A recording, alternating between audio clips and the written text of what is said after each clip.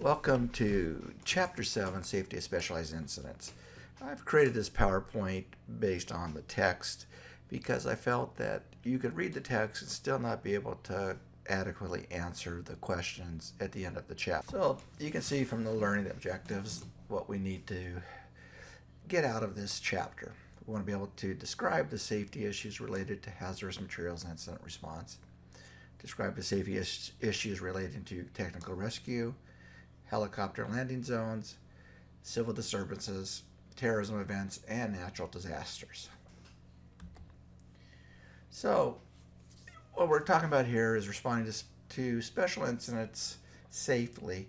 And it's going to depend on local conditions and the services that particular departments provide and what safety measures and procedures must be in place. Some departments have hazmat teams, some departments have USAR teams, and then the life safety initiatives 3, 4, and 5.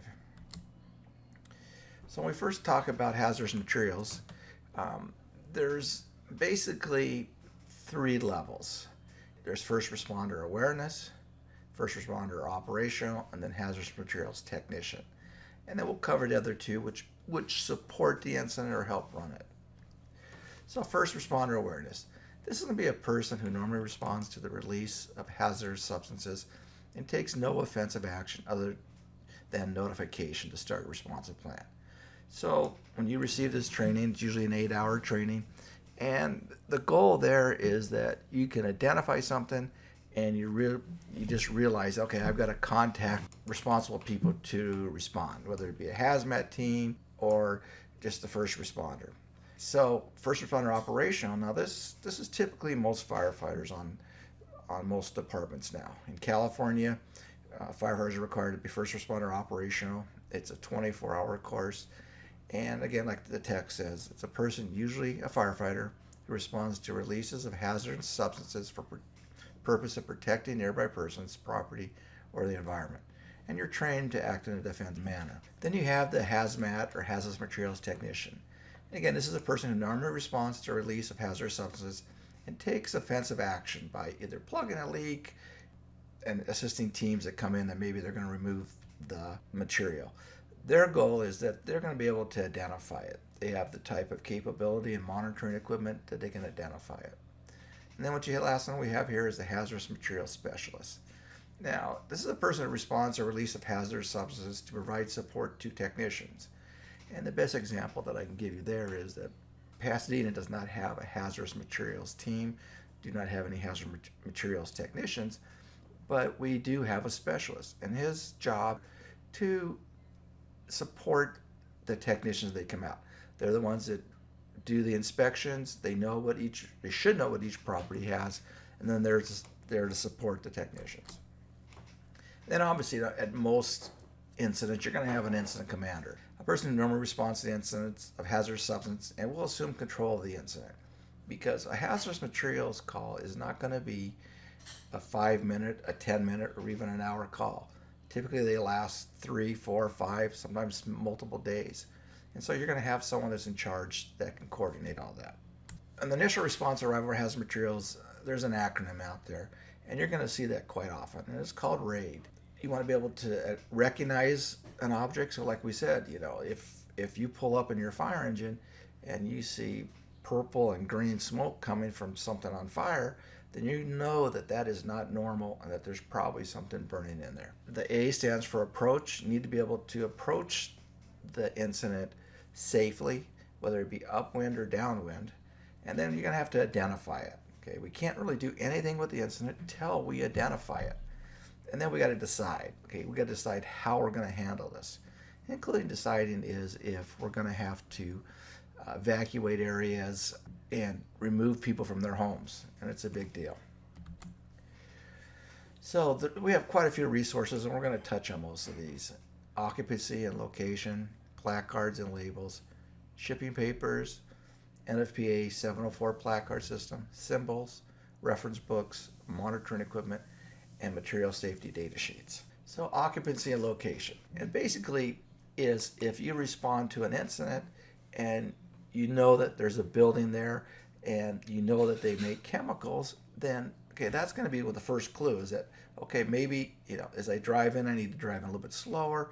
Do I see something that's not normal from that location? And if it's a major university that does quite a bit of testing and they use chemicals, then you know that to be cautious. You just don't go walking into these incidents blind. Placards and labels. Okay, the Department of Transportation has guidelines, and you have to label materials if they're traveling by road, rail, ship, and even in vehicles. And it's all dependent on certain sizes. If it's some things that are a small package do not have to be placarded. Then there's shipping papers.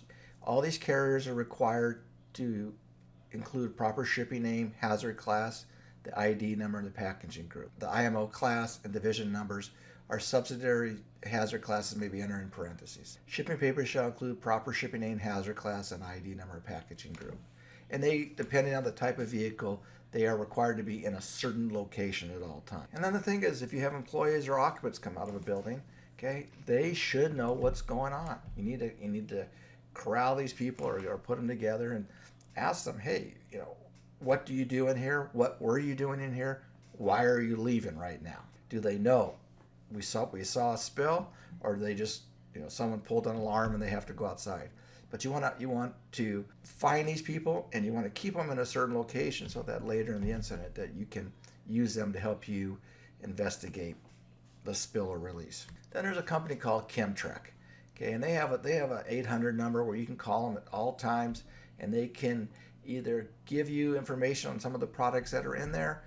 They have quite a library there, you can see there are over 5 million material safety data sheets. So they are one of the resources. We can call them, like it says there, 7 days a week, 365 days a year, and they are a resource. Probably one of the best tools that we carry on almost all emergency response vehicles is the Emergency Response Guidebook, or ERG. And you can look up the chemicals in here by the number, by the class, or by name of the chemical themselves. Understand that this is just one resource that you can use, and it will even give you evacuation distances. But you could look at this book, and you could look at another book in the Hazardous Materials book, and it may give you two different answers.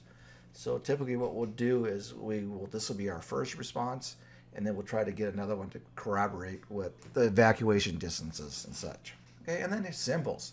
You come up to this and you go, okay, I know that I got a problem in here. They're telling me to put a breathing respirator on before even going in there. So I'm going to start looking at what these symbols are outside, and I'm gonna probably stop until I can find out. And even more curious is, why is this wire going through the door? So you want to kind of find these things. Material safety data sheets, they're commonly called MSDS. And you can see that there's the definition there. But basically, any material that any business has nowadays, they're required to have an MSDS, including fire stations. For every chemical that we have on a fire station, we have a book that has all the chemicals, and businesses are required to have those also. So when you're doing your fire inspections, you want to make sure that they have these. You want to make sure they're up to date, because this could be a really good help for you when you're trying to determine what these chemicals are. What's the melting point, what's the boiling point, etc. And then your hazardous materials technicians, they're going to carry many different, very, very expensive types of equipment. And they're going to come in, depending on what they feel that it is, they're going to come in with equipment and special levels of protection for themselves. So technical rescues, again, this is my specialty. It's an area that I've been involved with in over 20 years, so I feel that I can give you a little bit of information on this. And we're going to talk about, when we talk about technical rescues, everything here, if you look at NFPA 1670, these are all in there, and they're all required depending on the level of team you have. So structural collapse, trench and excavation, rope rescue, confined space rescue, rescue from machinery, wilderness rescue, and then rescue from water. So structural collapse. And this is a picture from the Rescue Systems 1 manual that the state of California has. And you can see that there's quite a bit of collapse. And so this is a whole specialized area of itself. And you take Rescue System 1, Rescue System 2 in the state, you'll learn how to search these buildings, how to shore them up, and how to make them as safe as possible. But you can see, depending on the type of incident, it's quite a job. Then trench and excavation. Okay, so you can see that, I've been on quite a few of these in my career. You can see the handsome guy there with the orange helmet on the right in the back. That's me on the trench we had on Grand Avenue. And then the trench, we had two trenches about a month apart on opposite corners at California and Orange Grove Boulevard. And you can see that, the Pasadena Fire Department USAR team is down. These workers had dug down below this sidewalk and then it collapsed in on them. So we've got quite a bit of specialized tools there. You can see those are pneumatic shores that work by air. They've got shoring in. The rescuers have Type 3 harnesses on, helmets, lights, and what you can't see is that there's a victim trapped right below them there. And one of the greatest hazards is that they've got the utilities tied off there. So again, this course is a 16 to 24-hour course in itself, trench and excavation rescue. But it's a really dangerous part of USAR, urban search and rescue. Okay, confined space. This is a whole nother section course all by itself. We have confined space awareness, confined space operational, confined space technician. And you can see that there's many times that if someone is inside of a confined space, we as firefighters just can't go in there and pull them out. We have to follow certain laws. We have to monitor the air. We have to send teams in that are on air umbilical systems, which means they carry their own portable small breathing apparatus with them. Again, we're in a class 3 harness, and the worker you see there was inside this. It's actually a boiler. He fell and hurt his back. We just can't run in there and pull him out because maybe the reason that the person's hurt is that they didn't fall like he did, but maybe they inhaled some toxic fumes. We don't want to stick our head in to see what's going on without a breathing apparatus on and just look. We could also become exposed to it, and we could also possibly die from that. So confined space rescue. Rope rescue, again, is another subject that's more advanced with the USAR teams handling it. Most fire departments train their personnel in, low angle rescue where they can handle things, where they can actually walk on their feet. But if you're a city like Pasadena that's got many bridges and other high areas, that you have to have a dedicated rescue team, because I think, you wouldn't want to be hanging off there if the team wasn't specialized in that. So that's a Colorado Street Bridge, and they're lowering one of the rescuers down. And then rescue from water. This by itself is a completely specialized rescue. And what you see is that, if you do things wrong, that you could actually end up underwater there. So typically in the Los Angeles area, where we usually have water rescues, is in our flood control channels. And what you have to remember is that isn't nice, clean water. There's all kinds of debris in there. There's everything that comes down the storm drains could be in that water. So not only do you have contaminants, but you also have possible things that could get you trapped as a rescuer. They typically wear dry suits, have vests on, helmets. It's like all the other USAR aspects. It is a course in it. Then again, like I said earlier, that NFPA 1670 addresses technical rescue operations. What I've tried to imply is that each incident requires a great deal of expertise. It carries specialized equipment. It must be managed with an incident management system and a safety officer in place. And further, the safety officer needs to be trained at the level of the rescuers. So if you have personnel there that are trench rescue technicians, then the safety officer must be trained to that level also. And then one thing we found is that, rehabilitation is a prime concern during incidents. And what we mean by that, when you're working on these kind of incidents, whether it be a confined space or a hazmat or a trench, you're working in areas that aren't designed for human occupancy. You get hot, and you need to rotate your people out. One thing that I've found is that I have a mandatory, when I was running incidents, that I would rotate my rescuers out every half hour. And they don't want to come out, but what I found is that I'll rotate them out, then I can put them back in another half an hour. So for me, that seemed like a good time. And then the general safety issues. Environmental conditions. In Southern California, in the summer, it could be 110 degrees out. And sometimes in the winter, it can get cold. Now, so for most people in California, 50 degrees is cold, but we have had 30 and 20 degrees. So you need to think about those environmental conditions. Is it going to rain again? Stability, is the incident going to grow, or are we going to be able to handle it? Is there air supply for both the rescuers and the victims? Do you have adequate resources? If you don't, you need to call them, and they have to be technical rescues, not just, I'm going to call a second or a third alarm. And then we always are concerned about the atmosphere. Is this what caused the incident, or is the atmosphere safe? So we carry equipment to monitor that too. We talked about rehabilitation responders already. You want to have backup teams similarly trained and equipped. One thing that I've always done is that if I have a USAR incident, I will call for another agency's USAR to back up our team. And the goal there is that they come in, they have their own equipment, so that if we have a problem with our equipment, say one of our airlines, if there's a problem, then their team can come in, and they're typically like a RIC team, but they're for USAR. Then you always got to think about logistics, food, rest. This could be a long-term operation.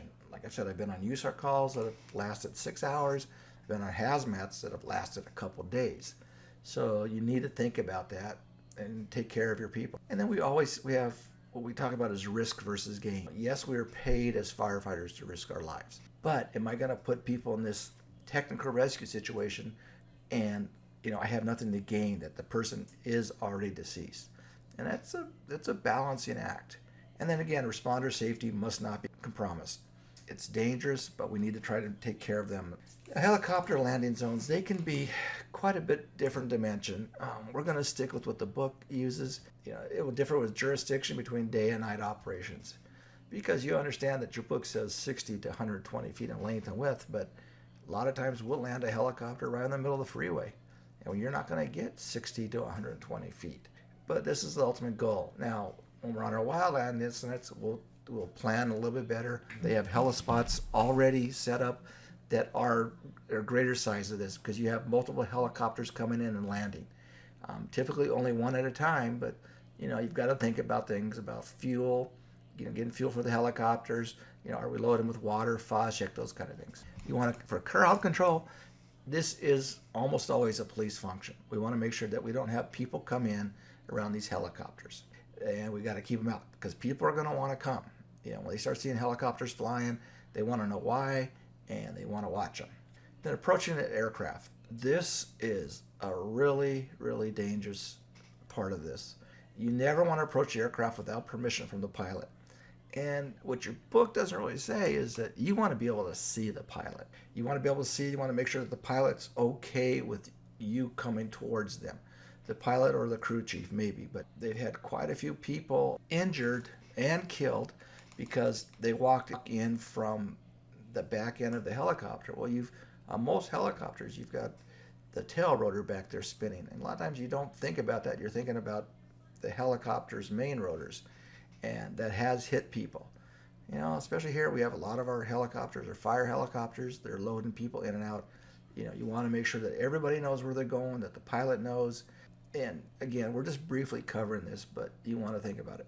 Firefighter PPE should be worn on these. At a minimum, you want to wear a helmet, you want to wear goggles. The helmet needs to be strapped down to your head, and you want to wear, at a minimum, flash protection. What I mean by that is as brush clothing for wildlands, but typically we're going to have a crew standing by with a hose line that are in their structural PPE. Now, this is a picture, that example that's in your book. I've never been associated with using vehicles as lights, but again, I guess you could do that, and maybe there's some places that don't. What you see there is the wind directions coming from the top down, and the helicopters want to fly into the wind. So they're going to fly in there. I guess at the last thing you could use lights, but you want to make sure that you're not going to blind the pilots coming in. And that's why you see the lights are kind of facing away in the direction of the approach. We talked about the danger sections again, the tail rotor there, and again the main rotor. One thing that they don't talk about much is that when you come up to the helicopter, well, you'll see that skid. You want to put your foot on the skid, not around it, because what happens is that the helicopters if their engine's going, you're going to have that thing could be moving a little bit, and it could actually hop up and crush your foot. So as you approach and get in, step on the skid, and then you'll step in the helicopter. Helicopters are really cool, but they're all different. Some of them don't even have a tail rotor, but you want to stay out of that area. You got to watch out for slopes too, because maybe you're coming in from a direction and the helicopter's on a slope and you think, oh, I can stand up and duck down. That's what the crew chief or the pilot will do. Civil disturbances. Most of my career, I've been in some areas that have had quite a bit of violence, and it is not usually a problem. I felt really comfortable. If you treat the public right, even in depressed neighborhoods, they're going to treat you right. And, you really want to do that. Gunfire is always a problem. If it's a shooting, you want to make sure that the shooter isn't still there. One thing that you got to be careful is on New Year's Eve, if you're in an area that a lot of times people shoot their guns in the air, and the bullets that go up got to come down. So typically if we're on a call around midnight on December 31st, we'll try to get in someplace under a freeway overpass or something like to protect ourselves. But you always got to be careful. So be prepared for gunfire. A lot of departments carry bulletproof vest or bullet resistant vest. Depending on the policy, either wear them or don't. Again, the only time I've ever worn them was during a civil disturbance where we knew things were happening. Our station was firebombed, then you have to think about that. But most of the time it's not a problem. Be assaulted with objects have been thrown. Now we saw that about 15 years ago, and there was actually a pipe that was thrown through a fire engine. Not usually a problem. You're lucky nowadays is that most of the apparatus have enclosed cabs. And then, your text says increased hazard of fires due to accelerants. Well, quite a few of the fires, accelerant is used to start it if it's a case of arson. So, that's not really the case. I would say during civil disturbances that the increased hazard you have is that someone may set a fire with an intent of harming other people. And then a big problem is always security of apparatus and stations. We always want to make sure that as we leave the station, and just on a day-to-day, that we close the apparatus doors and that our station's secure. Bad guys, bad people, they know that, hey, when the fire department leaves, that building's empty. I have had my vehicles broken into before. We've had one night we were sleeping in a station and they actually broke in and stole things. So you've got to be careful. But for the most part, our stations are pretty good.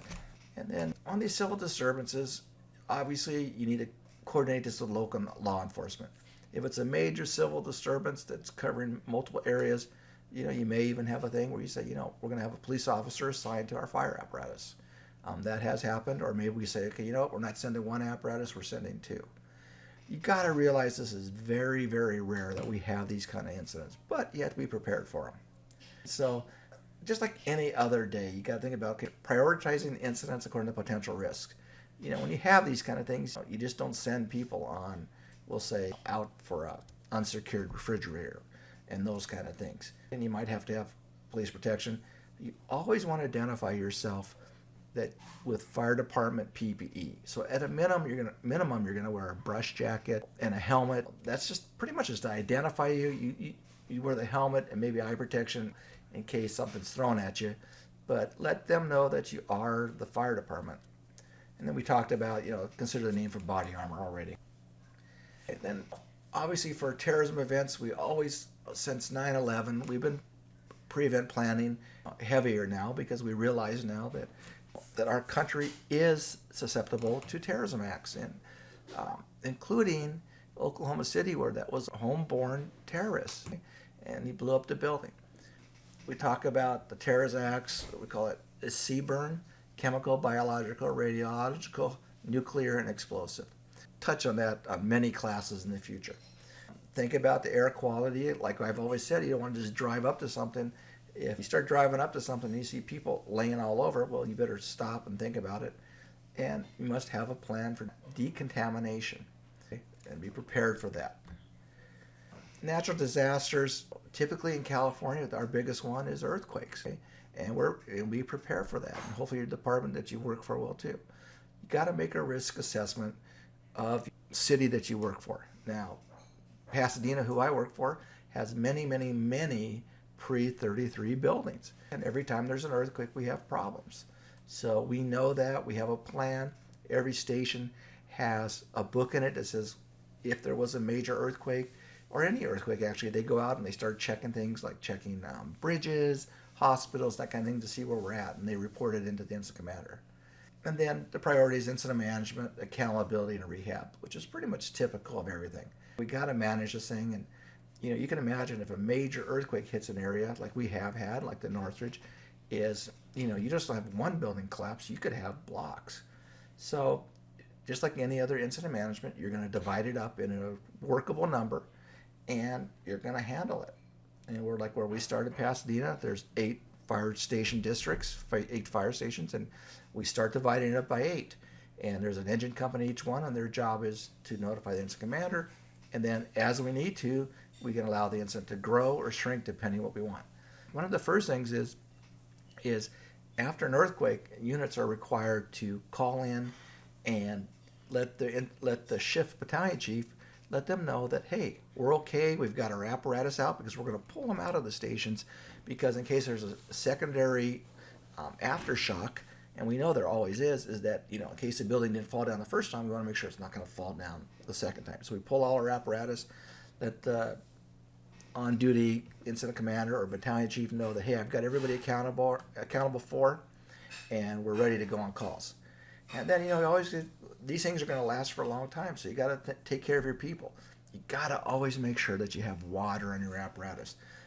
Most departments carry MREs, meals ready to eat, just typically like the military does, because you may go out there, you may not have food available to you, you may not have water available to you, and we have to be able to respond on those types of incidents. So, summary. Again, these type of incidents require specialized response and training. They produce unique safety concerns. What we've talked about, hazmat training is based on 5 levels of response. Really 3, but the book talks about 5. Technical rescue is a specialized area of response, and emergency responders may be required to provide ground support for helicopter operations. Civil disturbances require close coordination with law enforcement. Terrorism events also require the close coordination between law enforcement and emergency responders. And then national pose the general hazards and risks that we must consider in the safety and health program.